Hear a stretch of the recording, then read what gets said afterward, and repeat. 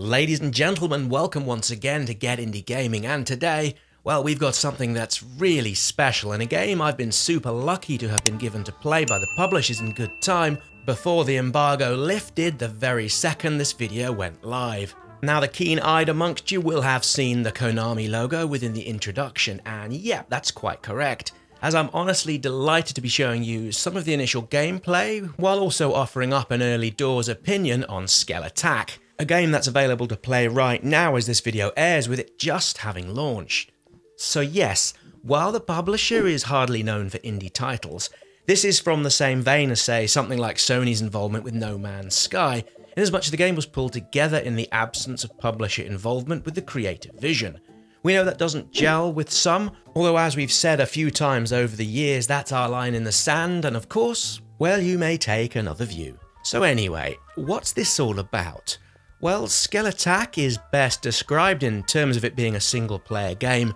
that's stuffed full of platforming and dungeon crawling elements. Long-term and short-term fans of the channel will know how much we enjoy a good old-fashioned Metroidvania, and there's plenty of these sort of gameplay mechanics at play here, with it clearly taking some cues and drawing influences from such classics as Hollow Knight, Super Meat Boy, and perhaps one of the greatest games in the whole genre, the ever-mighty Axiom Verge.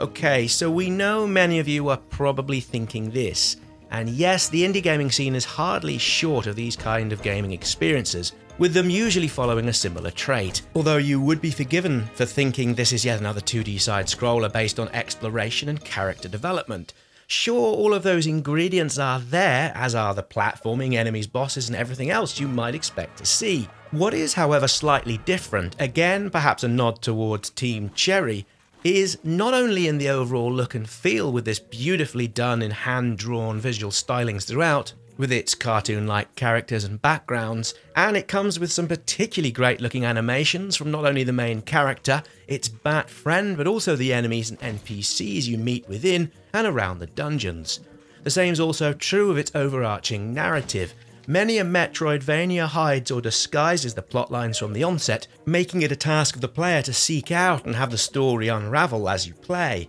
Not here though. Skelattack is open and honest from the start, and while we've hidden parts of the intro and initial lore to avoid spoilers, this one, as you might have guessed, sees you play as Scully, a skeleton from the dungeons rather than the normal human protagonist that's looking to keep his dungeon safe and sound from humans who have, it seems, once again decided to raid the underground world, and in so doing calls you and your undead friends more than a spot of nuisance. You're joined in this quest by your best buddy Imber, who happens to be a sentient bat who helps and guides you along the way. Now again, without spoilers, there really is plenty going on here from a lore and overall narrative perspective. In fact, the initial 5 to 10 minutes of the game is super heavy on that, and might for some folks be off-putting in how it introduces to the main characters, some of the initial sections of lore, and to the overall setup. In all honesty though, don't let the relative drip feed of the opening sequence put you off. For once you're into the action, we have very much an old school challenge going on here.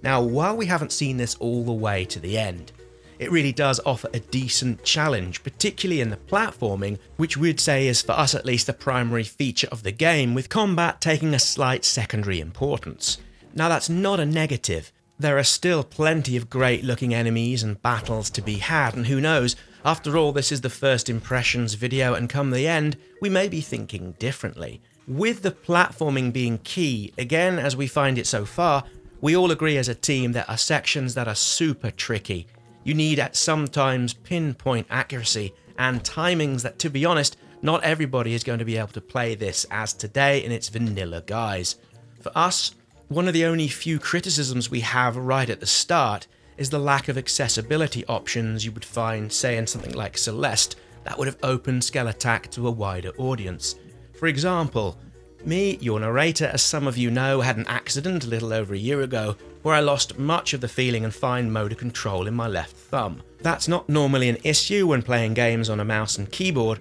and yet we played this one on the PlayStation 4 with its twin stick controller, and I simply don't have the motor skill anymore to be able to accurately control that little skeleton well enough to play more than the initial few hours. Even then, at times I was struggling. A few changes here and there, such as being able to cling to the wall that little bit longer, slowing down the overall speed of the game, or any other options under, let's call it, an assist mode, would have been greatly welcomed, and we suspect could have opened Skelattack to a wider audience. Although that's just me. I'm not aware of the intended roadmap, although perhaps such options may come down the line via an update at some point in the future.